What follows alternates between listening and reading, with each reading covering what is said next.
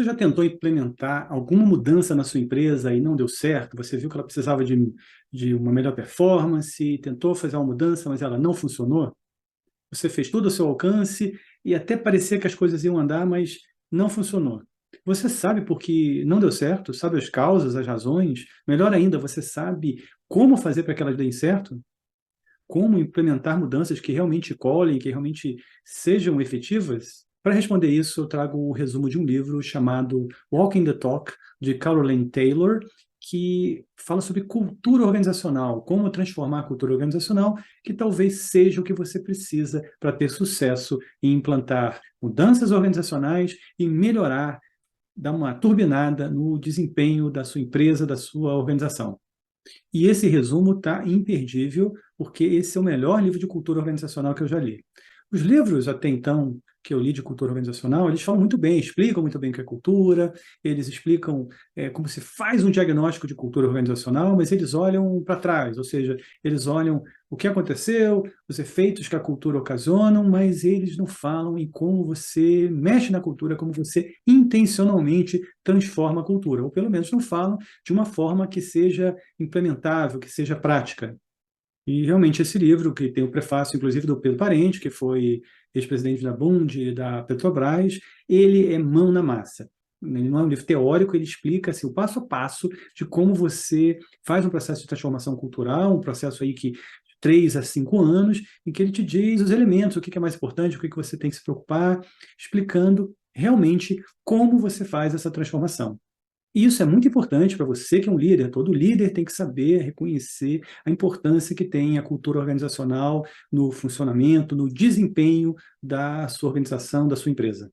Mas se você acha esse assunto importante, você já dê um like nesse vídeo. Esse like é muito importante porque, além de ajudar o YouTube a distribuir esse vídeo para mais gente, já que é um assunto importante, também é de muita ajuda para quem produz conteúdo na internet. Não custa nada para você, mas para nós, produtores de conteúdo, é muito importante, por isso eu peço aí o seu like. E se você gosta de resumos de livros, de liderança, desenvolvimento profissional, programação neurolinguística, você se inscreva no canal, que eu sempre trago esses resumos que vão fazer a diferença na sua carreira e na sua vida.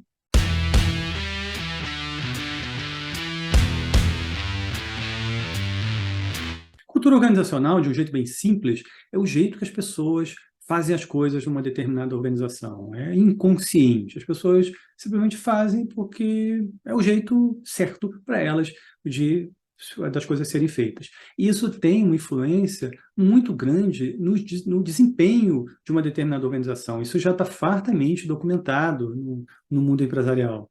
Sucessos como o da Apple, ou fracassos como o Lehman Brothers, Enron, eles são atribuídos fortemente à cultura organizacional daquelas empresas. Então, a cultura ela tem essa dualidade, ela tanto pode ser uma coisa que trava a organização, que pode levar, inclusive, a sua falência, a sua extinção, né, porque ela bloqueia as mudanças necessárias, como ela também pode ser uma vantagem competitiva, ela pode levar um conjunto de atores assim não tão brilhantes a ter um desempenho fantástico. É como aquela história do time que dá liga ou não dá liga, a cultura organizacional certamente é um fator que faz esse sucesso acontecer. Pode fazer. A cultura organizacional foi muito estudada aí nos anos 90, mas muita gente não tem essa consciência ainda, nem da própria importância da cultura e muito menos sabe como mexer conscientemente na cultura organizacional. Os capítulos do livro eles são organizados de acordo com os elementos desse processo de mudança, como está aparecendo aí na tela.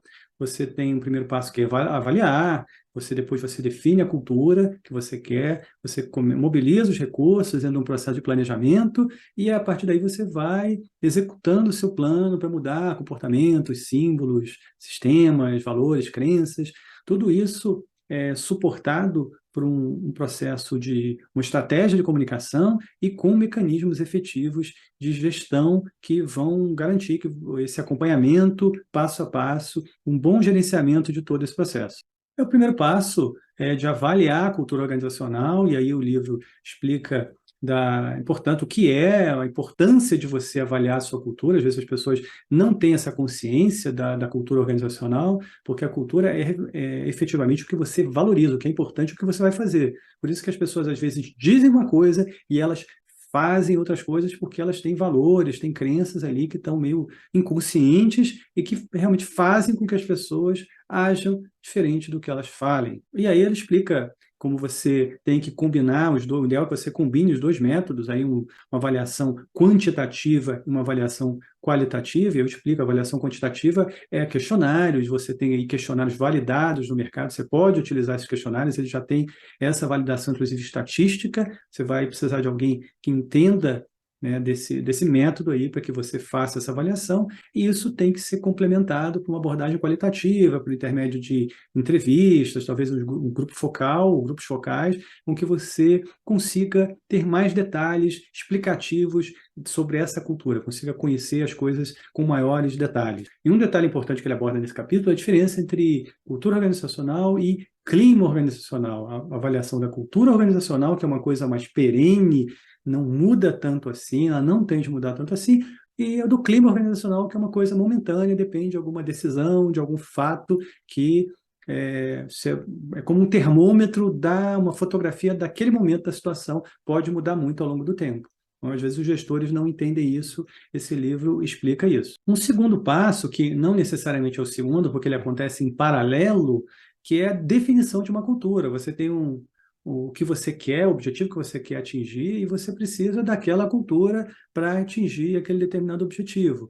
Vamos lembrar aí que a possibilidade de você ter um arquétipo ou arquétipos que te guiem na definição dessa cultura desejada. Vou dar um exemplo. Você pode precisar, para um determinado contexto, de ter uma cultura de maior inovação.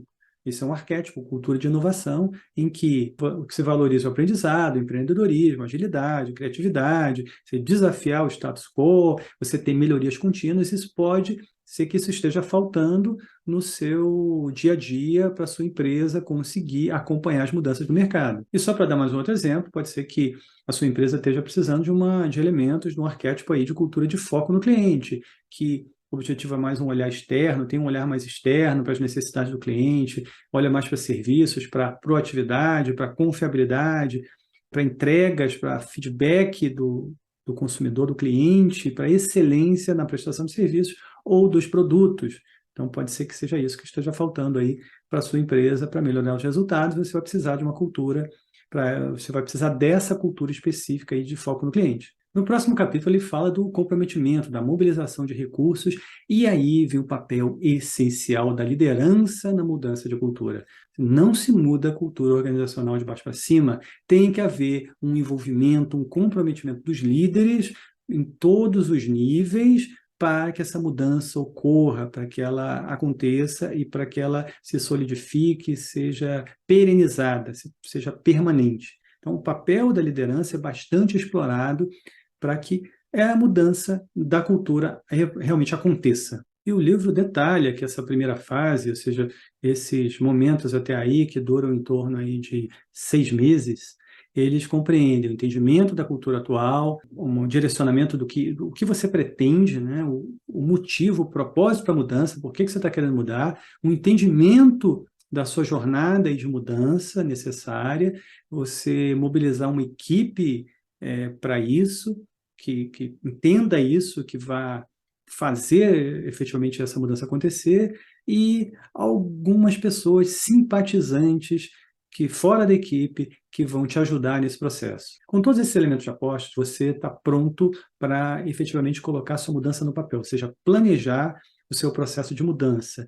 E planejar o processo de mudança significa que passos? Primeiro, você vai colocar no papel o que você já tem, que é a cultura existente e a cultura que você quer chegar, cultura desejada. Depois você vai identificar que iniciativas você vai ter para mudar o modelo mental das pessoas, começando pela liderança, porque a gente está falando de modelo mental, você vai ter que mudar valores, você vai ter que mudar crenças das pessoas, a própria percepção que elas têm de mundo. Isso precisa de ações concretas, embora seja uma coisa abstrata, você vai precisar de ações concretas para isso. Você vai precisar de mudanças nos símbolos. Eu vou explicar o que é isso, e nos sistemas, efetivamente, da organização para que a mudança aconteça. Isso tem que ser um processo sincronizado. Você vai detalhar a sua estratégia de comunicação com as ações específicas para isso, workshops, seminários, material, tudo isso que você vai produzir para essa comunicação.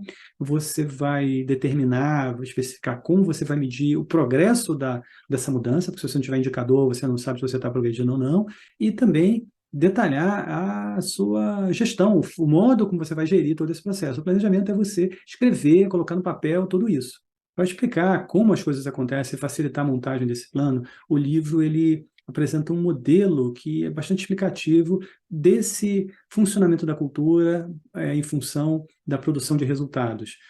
Você parte de um nível ser, em que depende do nível de percepção, nível de consciência das pessoas, com as suas crenças e valores, e com os pensamentos que produzem sentimentos, que já está mais do que provado que nós não somos seres racionais, e sim seres emocionais, então somos guiados pelas emoções e pelos sentimentos. Tudo isso vai gerar comportamentos. Os comportamentos são resultados da nossa tomada de decisão, de como a gente usa o tempo, da interação que a gente tem com os outros, com as outras pessoas. Tudo isso lembra da dimensão do ser. Então, o que nós fazemos, ou seja, a dimensão fazer, que é representada nos comportamentos, é influenciado pela dimensão ser, que, por sua vez, o fazer leva com que você tenha resultados organizacionais. Esses comportamentos vão redundar em contribuições que vão proporcionar aí, vão fazer com que esses resultados aconteçam. Já deu para perceber que a raiz de tudo, você precisa mudar o modelo mental das pessoas, principalmente da liderança. Isso pode parecer meio, de novo, meio etéreo, mas é muito concreto. E um detalhe que eu achei fantástico. No livro, ele tem uma seção específica, ele começa com mude a si mesmo. Você não consegue mudar uma organização se você não muda primeiro a si mesmo. Então, se a gente quer começar a mudar o sistema, mudar o mundo, a gente tem que começar a mudar a si mesmo. Ele tem um capítulo que ele disseca, que ele explica como você faz essa mudança, em nível, inclusive, de crenças. E aí eu faço uma observação que esse livro tem muito de programação neurolinguística, tem um paralelo muito grande com programação neurolinguística, porque a PNL tem a ver com mudança de crenças, tem a ver com mudança de hierarquia de valores, e tudo isso o livro aborda de uma maneira muito prática, muito próxima da PNL. Eu falei lá atrás que eu falaria um pouco dos símbolos, né? Alguns autores chamam também de artefatos culturais.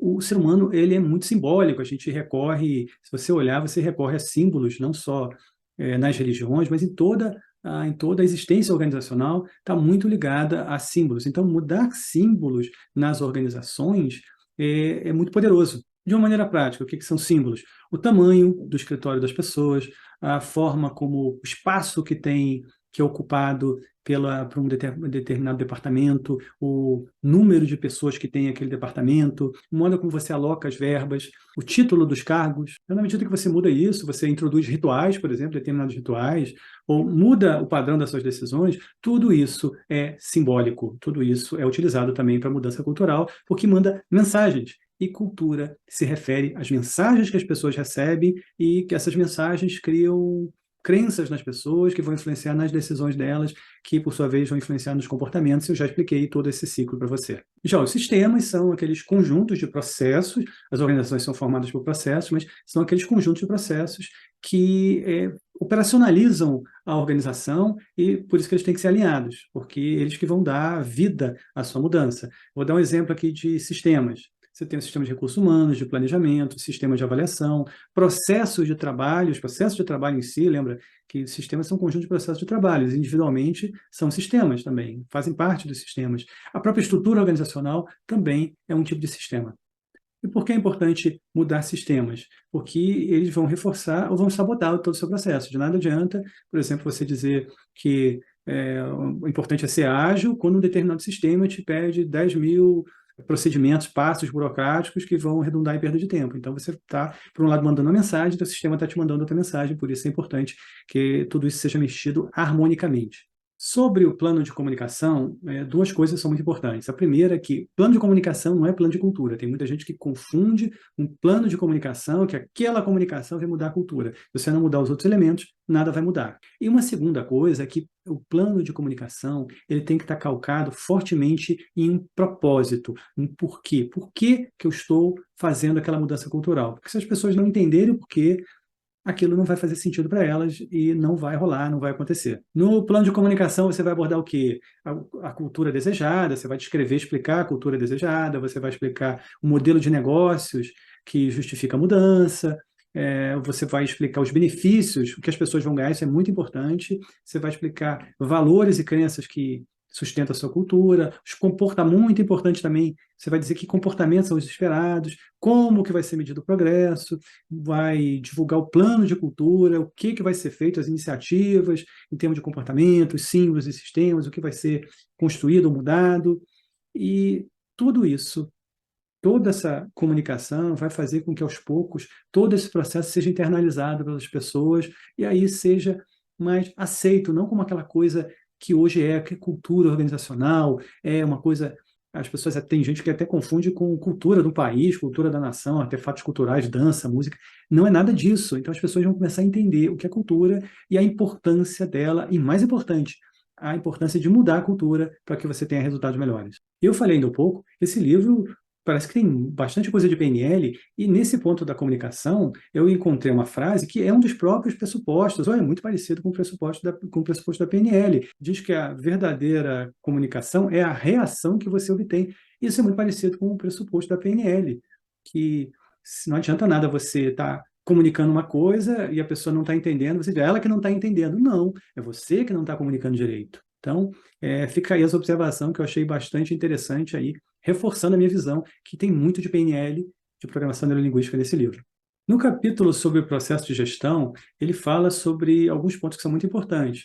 A montagem da equipe, possibilidades até organizacionais, que área que vai cuidar disso, existem algumas outras possibilidades além, por exemplo, que você poderia pensar do recursos humanos, mas tem outras áreas que podem conter essa equipe, que podem sediar essa equipe de mudança da cultura organizacional. Um detalhe interessante é que ele falou que o trabalho dessa equipe, em geral, dura 2 anos e depois o processo continua sozinho. Eu achei bastante interessante esse detalhe específico. Além dele especificar o papel dessa equipe gestora, o que especificamente ela tem que fazer, ele também destaca a importância de você ter os embaixadores da cultura, são os agentes de mudança que vão suportar e que vão apoiar a equipe gestora nesse processo de mudança. Fala dos indicadores, né, para medir o progresso, né, na medição do progresso você tem que ter algum tipo de indicadores, e aí você pode ter indicadores diretos ou indicadores indiretos. O que é um indicador direto? É você medir a própria mudança de comportamento. Eu não tinha um comportamento X, eu passei a ter um comportamento X. Eu tinha um comportamento Y e deixei de ter o comportamento Y. Essa é uma opção de medição direta. Ela é imprecisa? É imprecisa, mas pode ser útil. E outra opção é adotar indicadores indiretos. Você não mede se os comportamentos estão mudando, mas você mede o efeito. Por exemplo, numa cultura de inovação, o número de produtos lançados ao ano. Numa cultura de foco do cliente, né? Voltando àqueles exemplos que eu já dei, você poderia medir aí a aceitação de novos produtos pelos clientes. Outra coisa que eu achei bastante interessante é que ele fala, inclusive, da eventual contratação de empresas de consultoria, empresas que vão te ajudar no processo. Quando contratar, para que contratar e até que tipo de empresa você contratar. Você pode contratar uma consultoria tradicional, uma empresa de recursos humanos, uma empresa até de publicidade e propaganda, ou uma empresa que provê treinamento de liderança, né, já que você está falando de mudança de cultura de liderança. Ele fala de eventuais razões, vantagens e desvantagens, razões para isso. Por exemplo, às vezes você vai fazer um diagnóstico cultural, você não tem a isenção necessária, você talvez prefira alguém, um terceiro, que tem isenção, que não vai se comprometer, que não tenha vieses, que aquilo pode ser mais aceito por todos ali, já que é um ator externo. Ou mesmo aquele do santo de casa não faz milagre, que você contratar um consultor, às vezes ele tem aí você tem um viés aí de autoridade que aquele consultor consegue e o departamento interno não conseguiria. Essas coisas a gente sabe que acontecem nas empresas. Longe de esgotar a riqueza de detalhes do livro, que eu recomendo fortemente que vocês comprem, porque, embora o título esteja em inglês, ele tem uma versão em português, então ele é plenamente acessível para todos que se interessem e queiram mudar os resultados das suas empresas, os resultados das suas organizações. Ao utilizar a cultura organizacional, eu vou parafrasear o Peter Drucker, né, que a cultura janta a estratégia no café da manhã, se eu não errei a frase, é essa, se eu estou me lembrando bem.